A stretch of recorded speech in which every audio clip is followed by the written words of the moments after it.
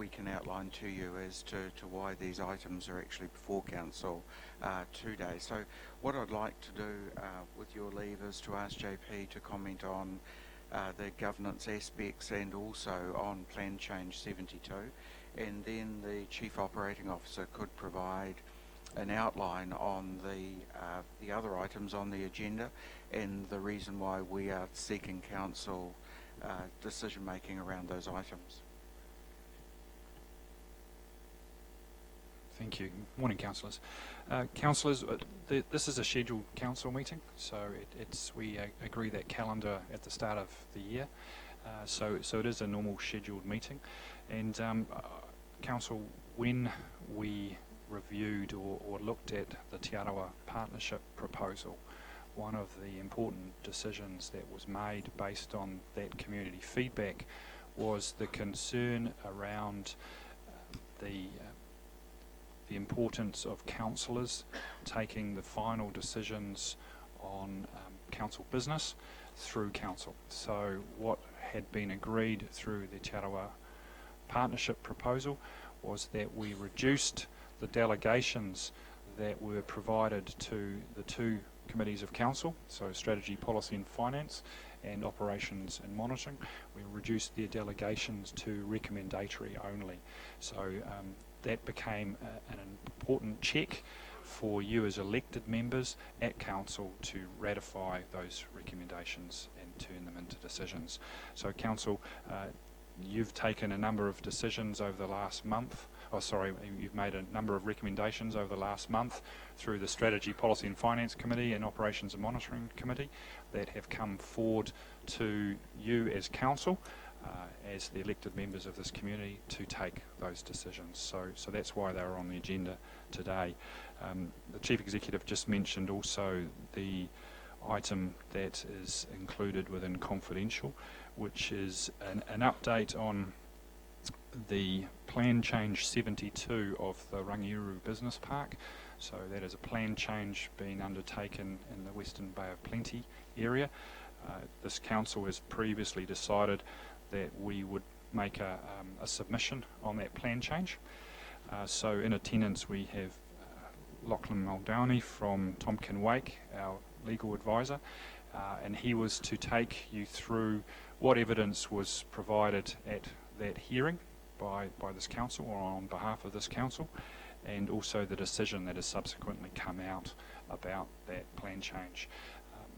The final part, and the reason why the item was included within confidential, was the opportunity for council to explore its legal strategy as to the next steps. So obviously we're now in the 30-day appeal period, and a decision to appeal would be to the Environment Court. So it was important that you received that briefing of how those decisions had been made around Rangiuru and had the opportunity to consider what our next steps should be. So that was why that had been included on the agenda as well. And I'll just hand over to Dave, I think, who can talk a bit more about the recommendations that have come up from the other committees. Just before we do, Mr. Gaston, just a follow-up question. So there are 3 items on this agenda that are in confidential. Can you explain a bit more about why the need for confidentiality? Through you, Chair, I'll pick up that particular point. Conscious, obviously, of knowing that they are confidential, but there is a certain portion of the information which is in the public domain, which is, of course, the title of the item. So the first item, I'll go, I don't know whether they're actually in this particular order, but I think they are. The first item talks about commissioners and the appointment of commissioners. Now, the reason that's confidential is that we're talking about individuals, and this was raised also at the committee meeting, in the open portion of the committee meeting, as to why this was being raised in confidential. And pretty much the sort of unwritten rule that councils go by, and most organisations go by, is that you don't talk about individuals in an open public meeting. It's not really polite, and it's not fair to actually be talking about and debating the merits of individuals for appointment in a meeting which is open to the media. So therefore that is why that item was confidential. The second item is a contract for issue. Again, The Local Government Act allows it, and traditionally in local government those items do go through confidential. Because you're talking about your negotiating position and the things that came in. Now that stuff does go into not so much your negotiating position, but the final elements can go into the public domain and typically do. But they go into the public domain, again, not with the specific details that goes into the council report for detail, so that the council can consider that. So to enable the organisation to conduct its business in a business-like fashion, those things don't go into the public domain until after the decision is made, at which point the contractor is notified, and then that goes into the public domain. So again, to be talking about something like that when the contractors don't know the position is not an appropriate thing to be doing. Any councils that did go down that track would actually find quite a nasty reaction, almost certainly from the contracting sector, right, to have all of that detail going into the public domain before a decision is made.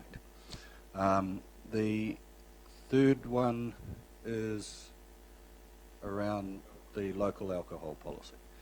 And a key element with that, of course, is that's talking about council's position and strategy for handling that going forward. Now again, if we were to have that conversation in the public, it would compromise the execution of that strategy. Right? So it would actually mean that anybody who we were going out to negotiate with would actually see, before we even contacted them, what our negotiating hand was going to look like. And again, that's not an appropriate mechanism to be doing. So that's why those items are in the private domain. The conclusions of those, right, comes into the public domain once the issues have been resolved and determined. Thank you. Councillor Hunt, you had a question? I'm aware that we're still waiting for the 10 minutes, and I just wonder, following that, is there an opportunity to have an update? We've got our legal counsel here today with Lachlan on the plan change, and hear that, because it is already all the stuff that's already in the public environment. So is it possible that when the meeting is closed that we can have that update in public from our legal counsel here today? Thank you for that question. And Lachlan, apologies for not acknowledging you earlier, but would you be able to come and sit alongside Mr. Foster and advise us on that matter? Certain aspects of what you were going to brief us about today are already in the public domain, I'm aware. Councillor Sturt. Respond to JP and our friends discussing the 3 items that are in confidence.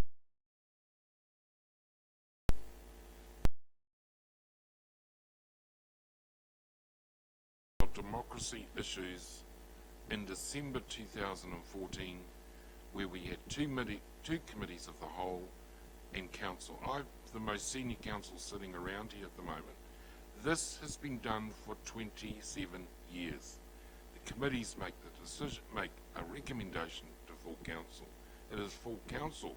We can change these. I can put an amendment to these through the right process, and we did that with the vote on fluoride. And that was successful.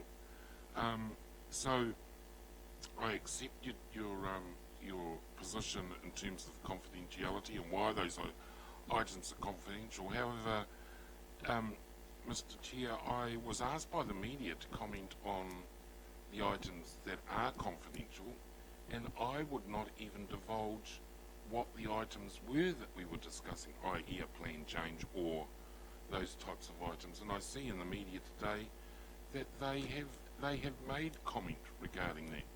And also, I'm sorry, Mr. Chair, but in thinking about this meeting has got to end, I think it's inappropriate at this stage to hear legal counsel's advice on Plan Change 72, because I think we need to move a motion that this meeting be reconvened on Tuesday where that can be done.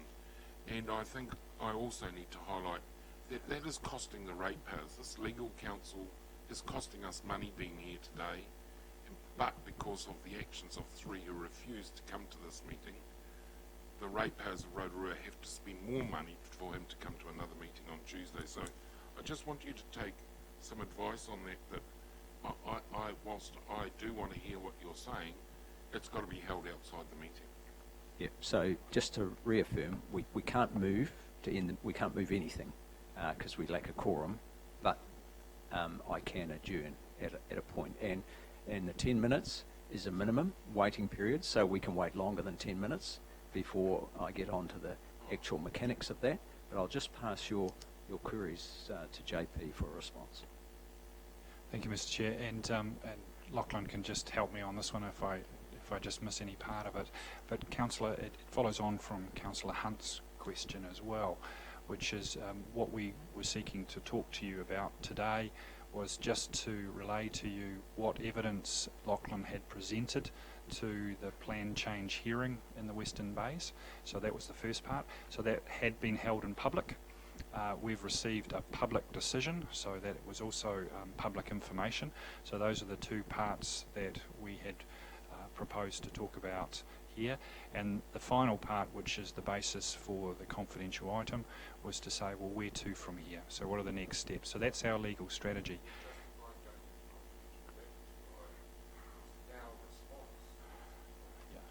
Yes, that's correct. Because we're now at a position where we have to determine our strategy, which may include going to the Environment Court and lodging an appeal there. Now, I think the other question we had is, can we receive a briefing outside of this meeting? And I think you've highlighted the need for us to possibly conclude this meeting before we proceeded that, which I think also follows on from what Councillor Hunt asked. Can we still receive that update from Lachlan on the first two parts while he is here? So that's certainly possible at the Chair's discretion after the meeting. And also, Councillor Sturt, your issue around costs, I'll ask the Chief Operating Officer to comment on that later, but firstly I'd let Lachlan respond if I could get some comment from Lachlan. And we'll just hold, yes, Councillor Hunt. Thank you. I think for me, the reason I want to have an update from Lachlan, obviously we're already here. This is a really important plan change that we're making to another council. This is integral to council's work, and councils do it to other councils all the time, all business. And we always make the next steps in confidential. Any submission is made in confidence until it's presented to the person you're submitting to. I think what I'm finding most galling today is that the councillors who have chosen not to be here are RMA trained. 3 of them, or 2 of them are RMA trained. And they have gone on and lobbied about their inability to have a say in RMA matters. And the very time we have an opportunity to actually use their expertise as they present themselves, they've absented themselves. So I'm keen to hear the update. It will help in my decision making when we reconvene on Tuesday. And I hope that they have at least the courtesy to watch it online, because this is a very important part of our business. Thank you, Councillor Hunt. Councillor Gould, I've noted, and I'll come back to you, but I would... Yep, your question? Question. With the plan change 72, it's already been made public at today's unofficial meeting, or whatever it is. The Bay of Plenty Regional Council are obviously going to make that decision public. So when they make it public, we've got a confidential matter at the moment. Can't it be... Is part of that going to be public in the near... Look, can I just stop you there? I'll let Lachlan respond to that. It's not Bay of Plenty Regional Council. Plan Change 72 is Western Bay District Council. So, Councillor Rokawa Tate, if it needs to be before Lachlan's explanation, yes, thank you, Mr. Chairman. I'm sitting here feeling rather uncomfortable. I don't wish to hear anything outside of a meeting, outside a notified meeting of council. This is a notified meeting. If it's going to be postponed, please postpone it, then we can go about our business. I don't want to hear from anybody outside of a meeting of council. I feel very strongly about that.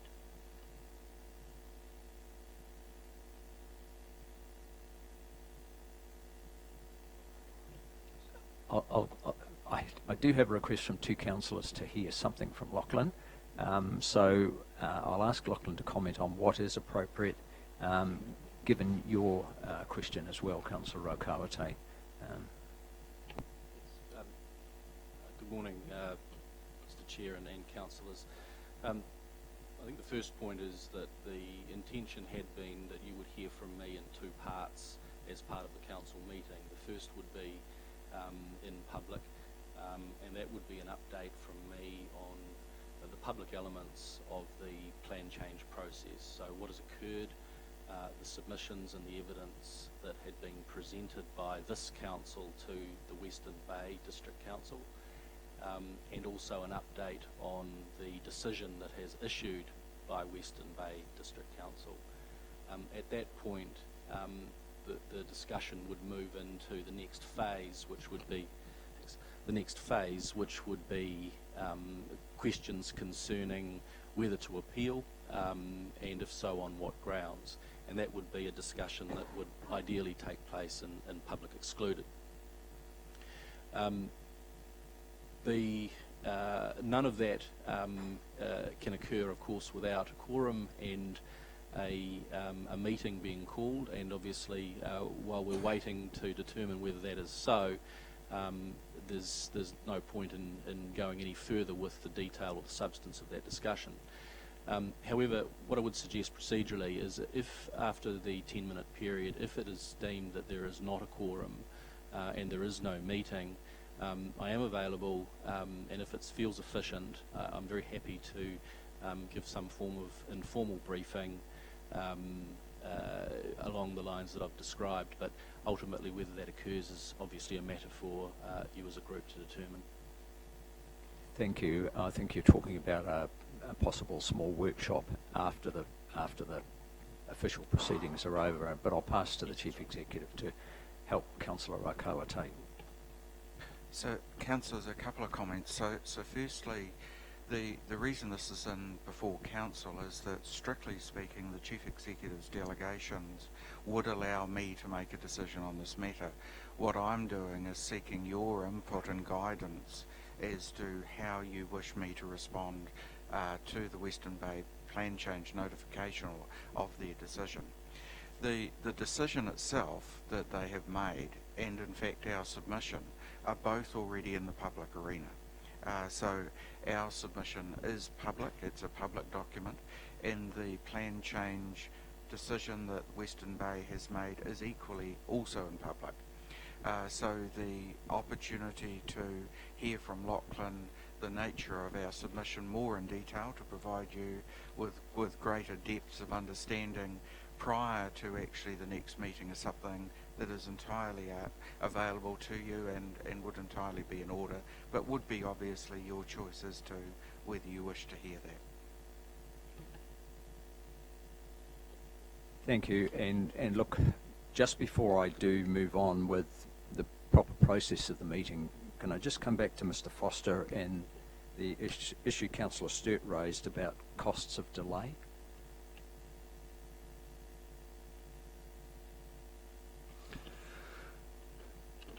Of the three items, some of the costs of delay on the first two that I mentioned, which is in regards to the alcohol policy and commissioners. Additional costs and so on, not that substantial, but does have an impact on council's reputation. Right, so people know that on this decisions were pending, and those decisions not being made means that elements in terms of keeping people informed and so on get some slippage, which then can potentially mean that they believe that the officers aren't getting back to them when we said we would get back to them, because the meeting didn't occur when the meeting was supposed to occur. So there's a reputational impact in regards to that.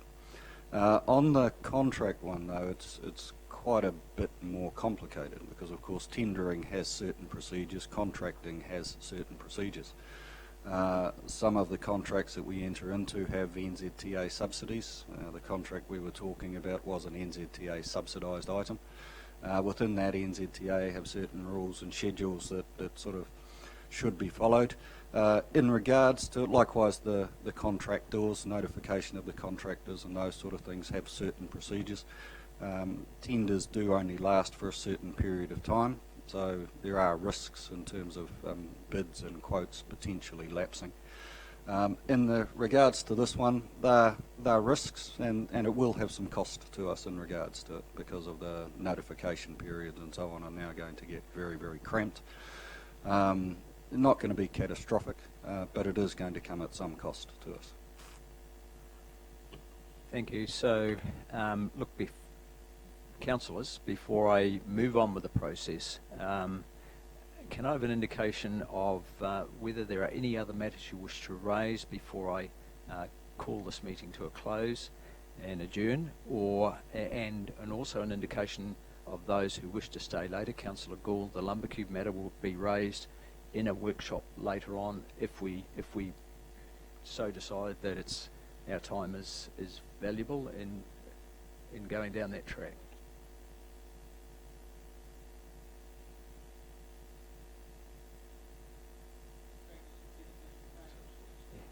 So we won't be going into confidential for the workshop.